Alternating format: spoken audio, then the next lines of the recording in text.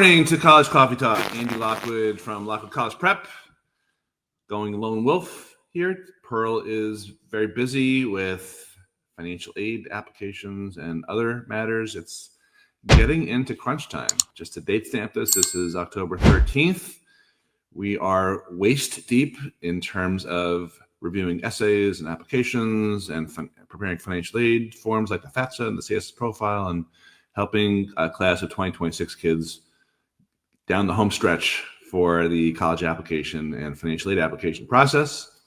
If you are joining me live on our Facebook show, have a simultaneous sip with me of coffee or whatever you're drinking. 1, 2, 3. It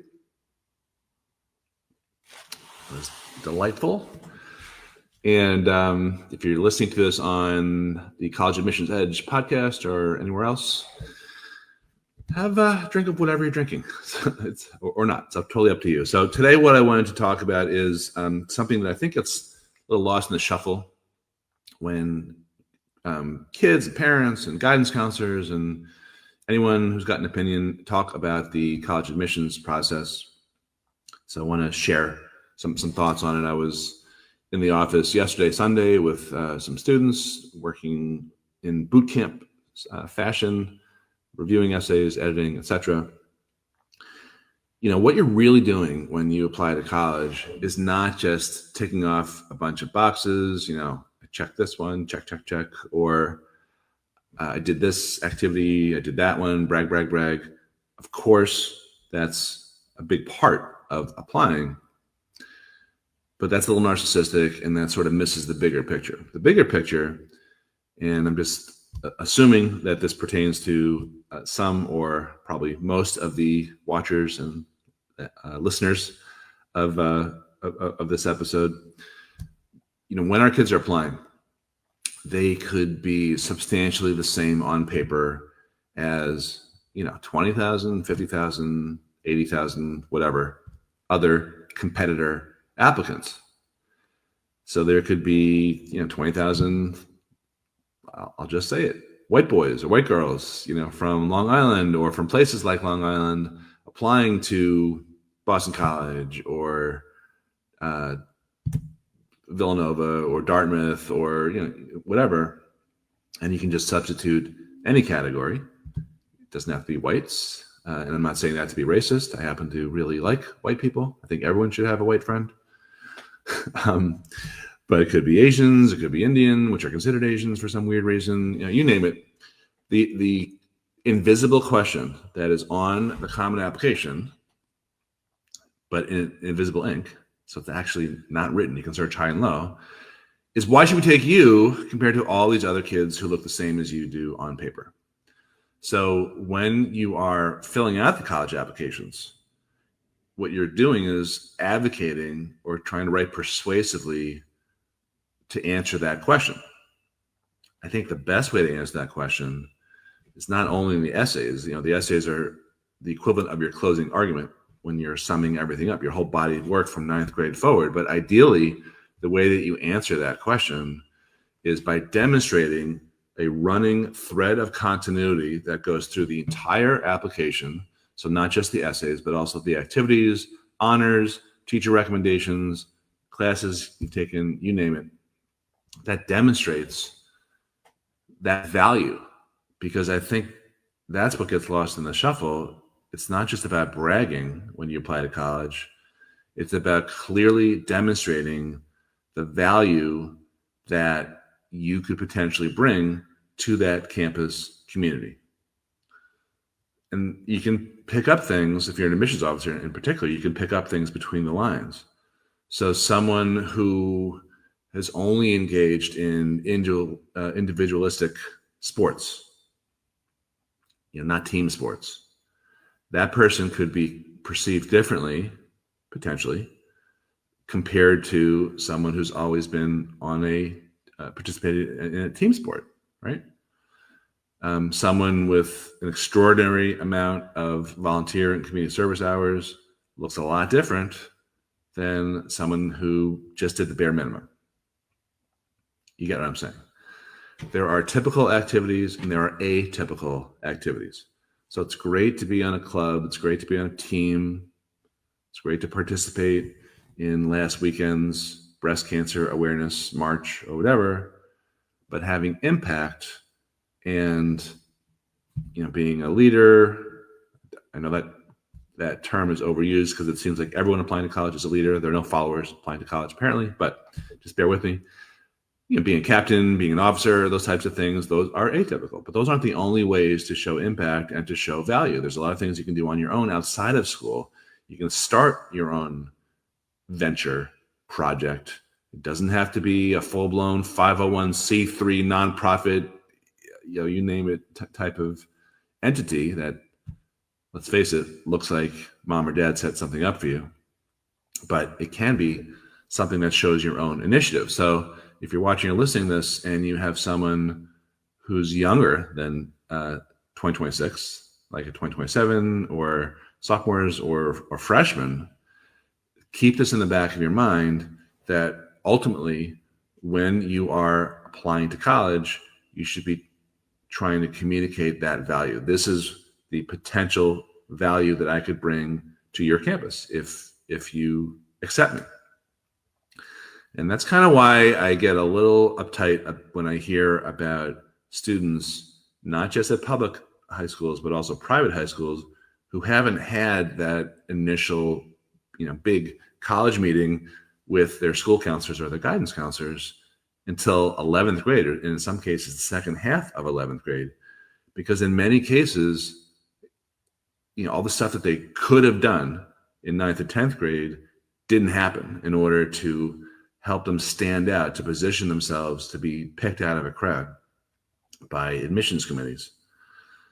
I'm not saying that every 9th grader or 10th grader or 7th and 8th grader should hire us or any college consultant. I think in many cases, kids aren't ready to take that advice. I actually met with someone in the office yesterday who was clearly not there on his own volition. He was sort of dragged by his dad. And I told them a few hours ago, I was like, I don't think he's a good fit.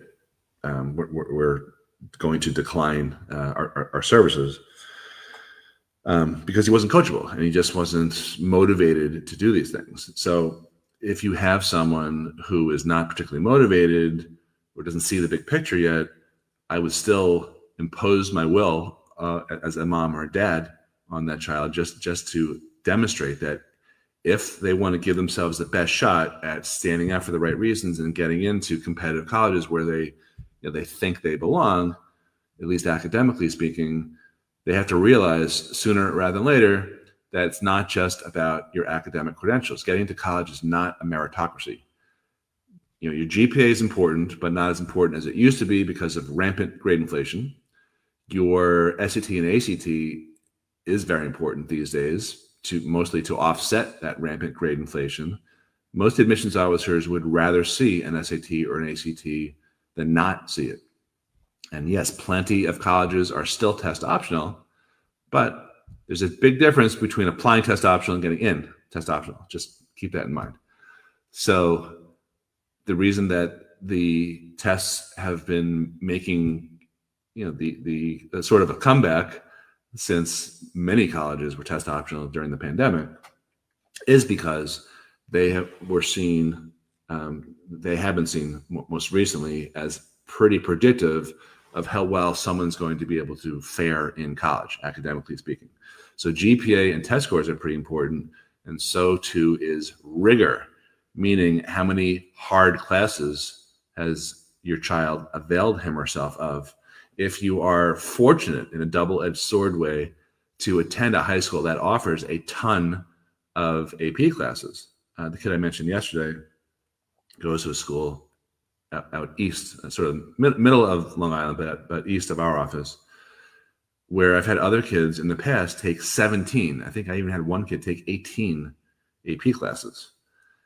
And the issue is that if you are gunning for an Ivy or a super competitive school and you do not avail yourself of taking the hardest classes, which usually means AP, could mean IB, occasionally dual enrollment, but I'm talking primarily about AP classes. That looks worse if that student didn't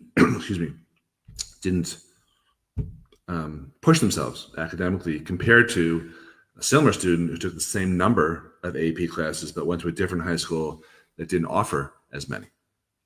So rigor is super important in terms of the academic component, which is about 60% GPA, rigor, and test scores.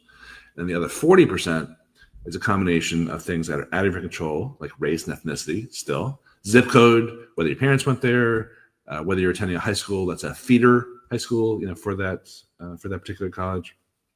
And then there's things that are in your control, like what I was mentioning before, which comprise this thread of continuity that runs through the entire application and that ultimately gets summed up when you write up your essays. And do your best to convey to admissions committees, this is why you should choose me. You should pick me out of a crowd in the sea of sameness, because this is the value that I bring. So it's a subtle shift. I was telling one of the clients I was working with yesterday, her name is Julia. I was like, look, you're not Julia, random kid applying to college. I want you to think of yourself as the marketer of Julia. It's a higher level applying to college, because instead of just focusing on yourself and being narcissistic, you're focusing on what your audience wants, what's interesting to them, what do they need, what do they want, and how do you serve that up to them.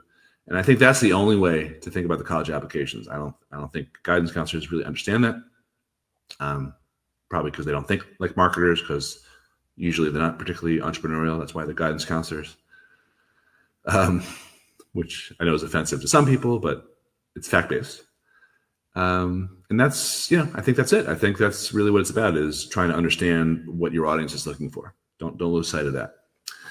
That's going to wrap it up for this week. Very short episode. If you have any questions and you want any more, information about getting into college, paying for college, or how we can help potentially, or you just want to get some more of this stuff that you're probably not ever going to hear from your high school, your guidance counselor, other parents, etc., just go to our website, lockwoodcollegeprep.com. We run local workshops all the time. We have webinars that could help you out too. And don't keep us a secret. Subscribe, share, wherever you're watching or listening. Thanks a lot. Have a great week. If you need me in Pearl, we will continue to be waist deep in financial aid applications for Pearl and college applications for me for the next couple of weeks. Take care. Bye.